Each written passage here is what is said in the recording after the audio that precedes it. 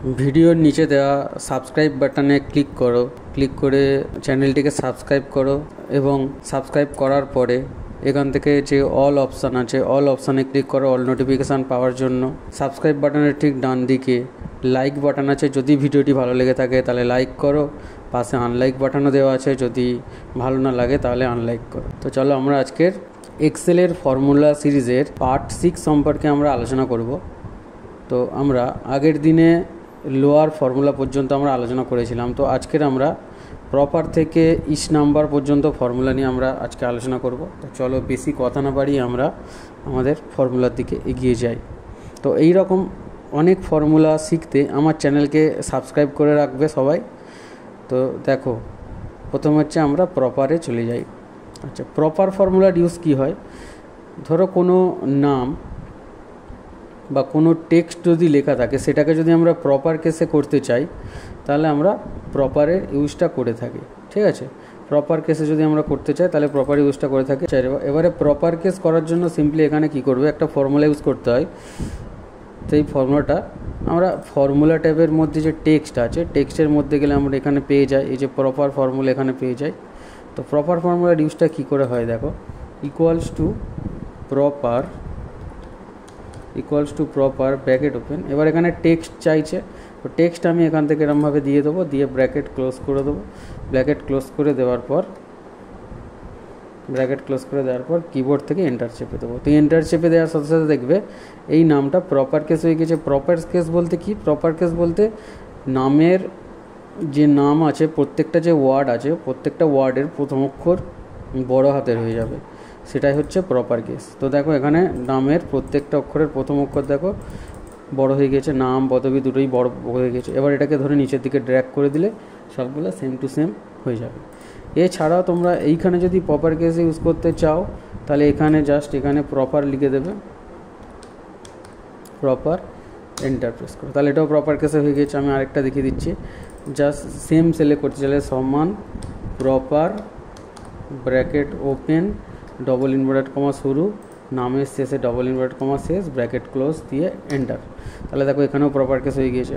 তো এই রকমভাবে আমরা প্রপার কেসের ইউজ করতে পারি। তো চলো নেক্সট ফর্মুলাতে চলে যাই। নেক্সট আছে কি আপার ফর্মুলা। ঠিক একই রকমভাবে আমরা যেমন প্রপার করলাম সেরকম equals to upper bracket open টেক্সটকে সিলেক্ট করে ব্র্যাকেট ক্লোজ করে যদি এন্টার চেপে দিলে তাহলে কি হবে, এখানে দেখো এখানে সমস্ত, এটা কিন্তু আপার কেসে নেই, এটা হচ্ছে প্রপার কেসে আছে। তো এইখান থেকে এইটা ফর্মুলাটাকে যদি আমরা ইকুয়ালস টু আপার দিয়ে এটাকে সিলেক্ট করে ব্র্যাকেট ক্লোজ করে এন্টার চেপে দিলে তাহলে এটা প্রপার কেস আপার কেস হয়ে যাবে। তো এখানে ব্র্যাকেট আমি ক্লোজ করলাম, করে এখানে এন্টার চেপে দিলাম। তো দেখো এখানে আপার কেসে চেঞ্জ হয়ে গেল। এবার এখান থেকে আমি নিচের দিকে ড্র্যাগ করে দিলাম, ড্র্যাগ করলে দেখো সমস্তটা আপার কেসে বেরিয়ে গেল।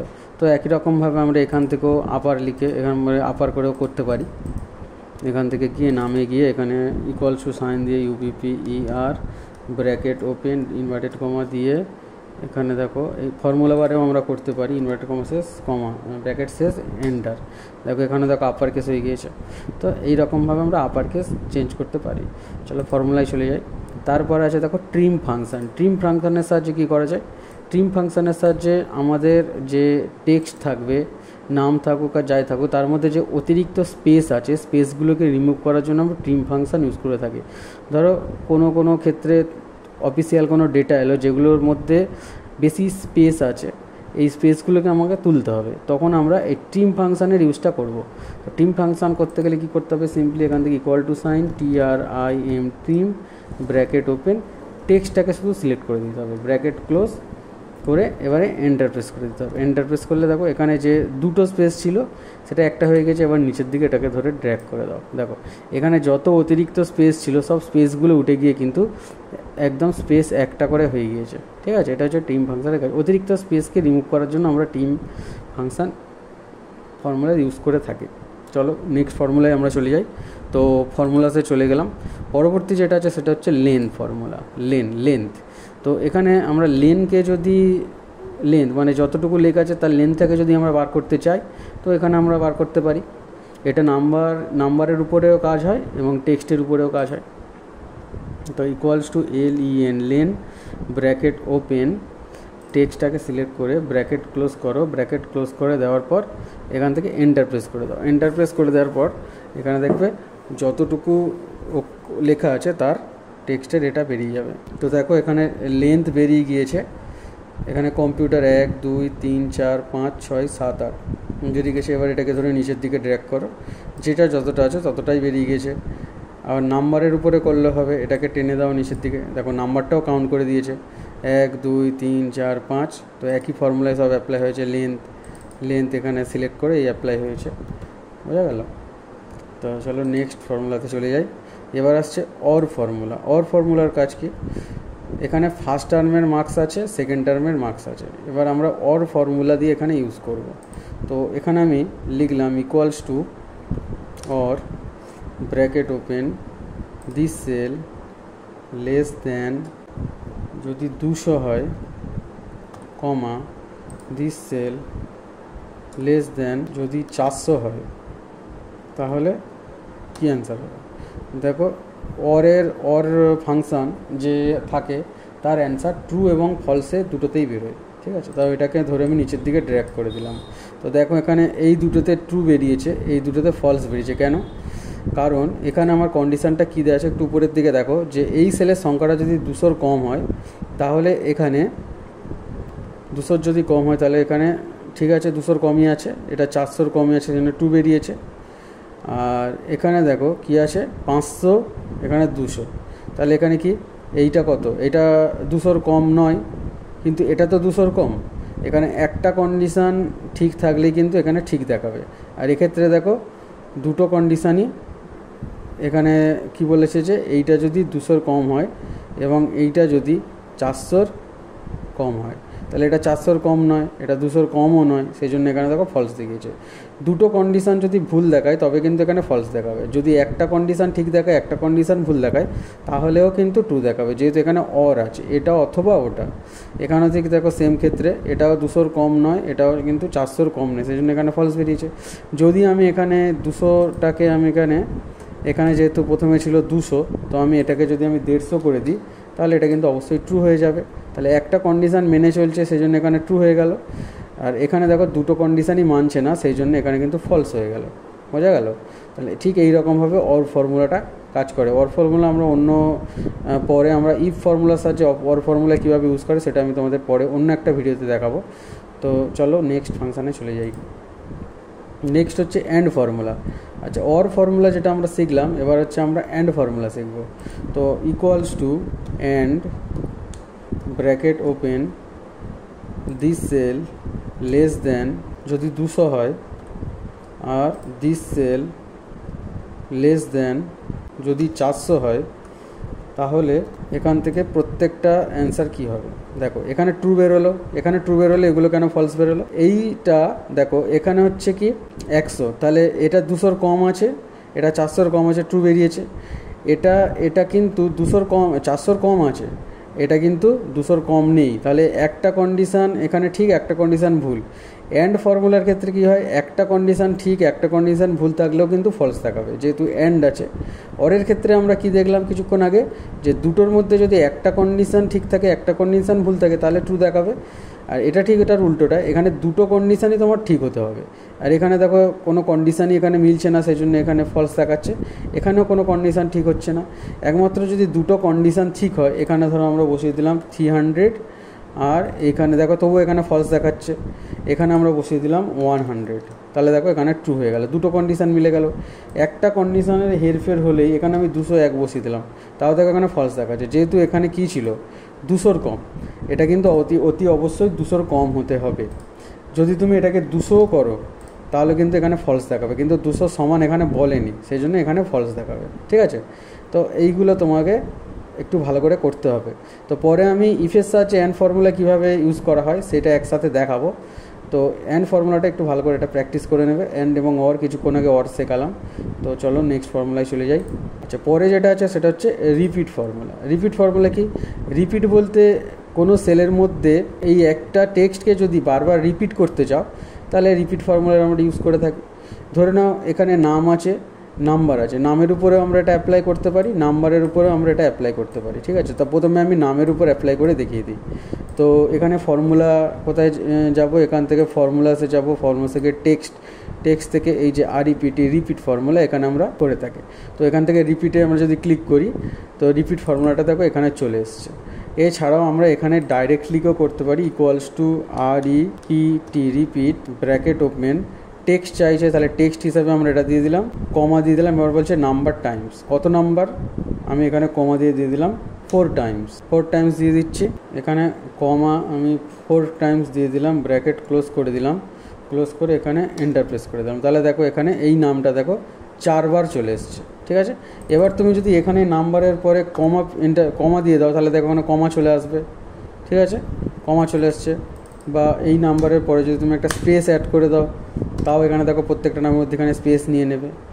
ঠিক আছে, এবার এটাকে ধরে নিচের দিকে ট্র্যাক করে দাও, প্রত্যেকটার মাঝখানে দেখো এগুলো স্পেস নেই বলে এগুলো স্পেস আসেনি, আমি এই নাম্বারটা শুধু স্পেস দিয়েছিলাম বলে স্পেস এসছে। তো এই ক্ষেত্রেও এখানে সবটা যদি আমি এখানে 4টে দিচ্ছি বলে সব 4টে করে এসেছে।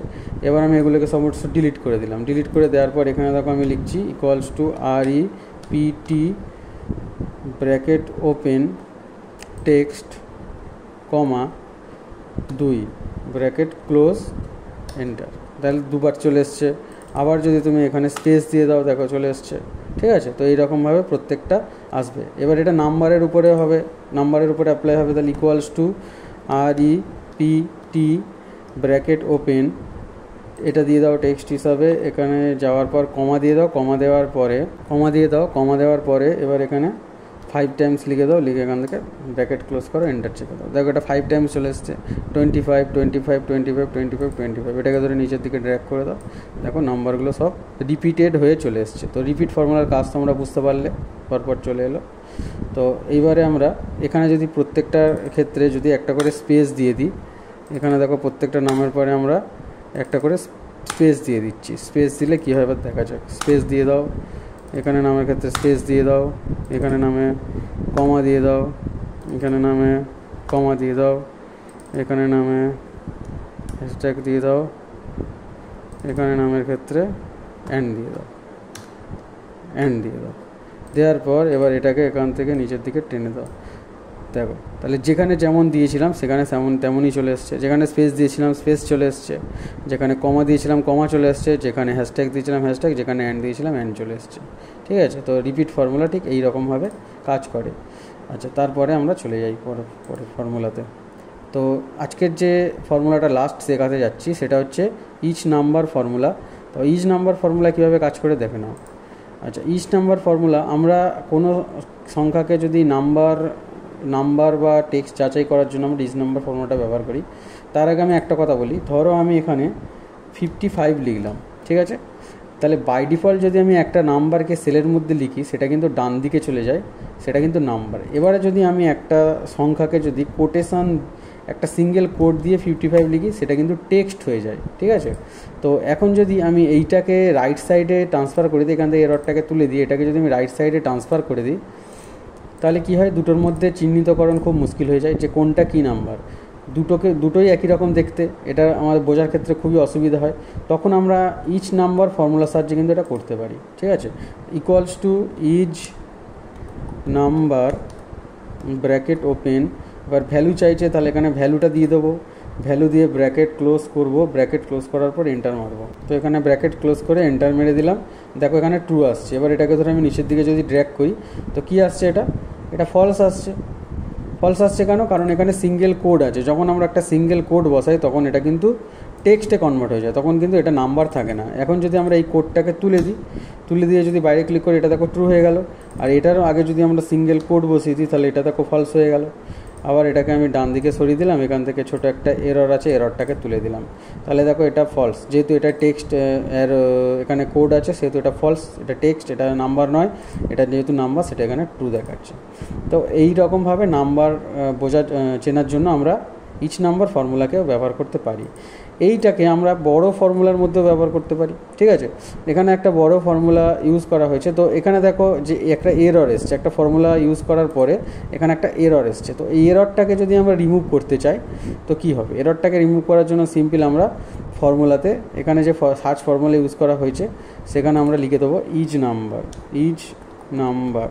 আমরা চাইছি যে যদি নাম্বার আসে, আমরা আগে একটু বুঝে নিই যে যদি নাম্বার আসে তাহলে এখানে ট্রু হয়ে যাক, যদি নাম্বার না আসে তাহলে এখানে ফলস হয়ে যাক, ঠিক আছে। তো এখান থেকে আমি কোনো কিছুকে যদি আমি চেঞ্জ করি তাহলে এখানে দেখো চেঞ্জ, যেখানে মিলছে পি মিলছে সেখানে দেখো নাম্বার চলে আসছে, যেখানে পি মিলছে না সেখানে ভ্যালু চলে আসছে। তো এটা একটা বড় ফর্মুলা আছে, তো এখানে আমি দিয়ে দিলাম এসইউ। তো যেখানে মিলছে না দেখো এখান থেকে আসছে, আমি এখানে দিয়ে দিলাম আর, এন্টার মেরে দিলাম, দেখো এখানে চলে আসে। তো এইগুলো কি দেখাচ্ছে? এখানে ভ্যালু দেখাচ্ছে। আমি এই ভ্যালুগুলো চাইছি না, আমি চাইছি যে যেখানে নাম্বার না আসুক সেখানে চলে আসুক ফলস, আর যেখানে নাম্বার আসুক সেখানে ট্রু চলে আসুক। তাহলে এই ফর্মুলাটার আগে আমাকে এখানে যোগ করে দিতে হবে ইচ নাম্বার ব্র্যাকেট ওপেন, এখান থেকে আমার করে দিলাম ব্র্যাকেট ক্লোজ করে এন্টার মেরে দিলাম। দেখো এখানে ট্রু চলে এসেছে, যেহেতু এখানে নাম্বার এসেছিলো। আমি এবার এটাকে নিচের দিকে ড্র্যাগ করলাম, দেখো এখানে নাম্বার আসেনি, ওই জন্য ফলস চলে এলো। আবার নিচের দিকে তিনটেকে ড্র্যাগ করে দিলাম, তিনটেতে নাম্বার আসে, দেখো তিনটে ট্রু চলে এলো। আবার দেখো এখানে ফলস চলে এসছে। আবার নিচে যদি টানি এটাকে দেখো ট্রু চলে এসছে। আবার দেখো দুটো ফলস চলে এসছে। আবার নিচের দিকে টানি দেখো এখানে ট্রু চলে এসছে। তো ঠিক এই রকমভাবে কিছু ফর্মুলার মধ্যে আমরা ইচ নাম্বার ফর্মুলা ইউজ করতে পারি এবং ট্রু ফলসে অ্যান্সার পেতে এবং নাম্বারটাকে চেনার জন্য আমরা ইচ নাম্বার ফর্মুলাটা ইউজ করে থাকি। তো আজকের এই পর্যন্ত আমি ফর্মুলাগুলো নিয়ে আলোচনা করলাম। আশা করি তোমরা প্রত্যেকটা ফর্মুলা বুঝতে পেরেছো এবং ভালো করে প্র্যাকটিস করবে। তো নেক্সট পার্টে আমরা পরবর্তী ফর্মুলাতেগুলি আমি নিয়ে আসবো, ইচ টেক্সট থেকে ডি মিন, এই ফর্মুলাগুলি আমি পরে নিয়ে আসবো। তো কারোর যদি কোনো কোয়ারি থাকে কমেন্ট বক্সে জানাবে। তো এই রকম আরও অনেক ভিডিও পেতে আমার চ্যানেলকে সাবস্ক্রাইব করে রাখো, সাবস্ক্রিপশান পুরো ফ্রি, বন্ধুদের মধ্যে বেশি করে শেয়ার করো। তো আজকের ভিডিওটা আমি এই পর্যন্ত শেষ করছি। হ্যাভ আ নাইস ডে, জয় হিন্দ, বন্দে মাতারাম, টেক কেয়ার।